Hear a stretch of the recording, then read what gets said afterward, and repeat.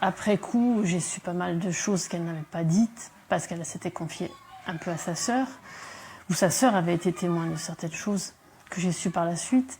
Et puis j'ai analysé ses comportements aussi, et j'ai après coup réalisé pourquoi elle se comportait comme ça, pourquoi à certains moments elle voulait plus sortir de la maison, pourquoi elle se cachait, elle cachait son corps aussi, parfois à sa sœur, elle voulait plus se montrer parce qu'il y avait certainement des traces qu'elle voulait pas laisser voir.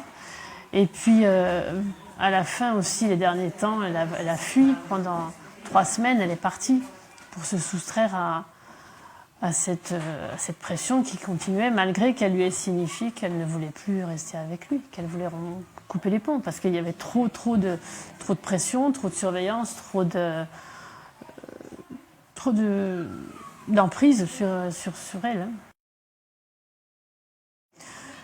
Comment on avance? C'est compliqué. Surtout les premiers temps, on n'avance plus, on est dans un autre monde. C'est même pas la peine de penser à faire quoi que ce soit, on se demande si c'est vrai.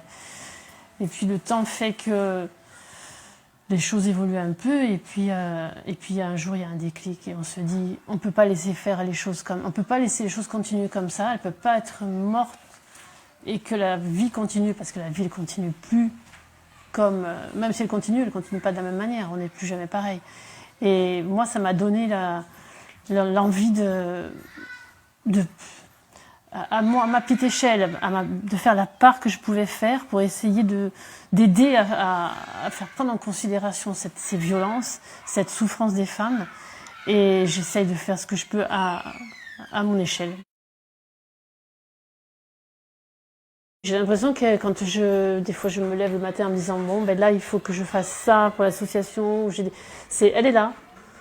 Elle est là, et j'ai beaucoup de personnes qui me disent des fois mais comment tu vas faire, il y a le travail, tu vas t'épuiser, c'est prenant, mais quelque part je lui dois et je le fais sans me forcer. Moi c'est un besoin de le faire, parce que je sens que quelque part ça rend ma fille présente et vivante d'une autre manière, hein, puisque ça remplacera jamais le fait de l'avoir devant les yeux, de la serrer dans mes bras ou d'entendre sa voix. Et ça, c'est un manque à vie.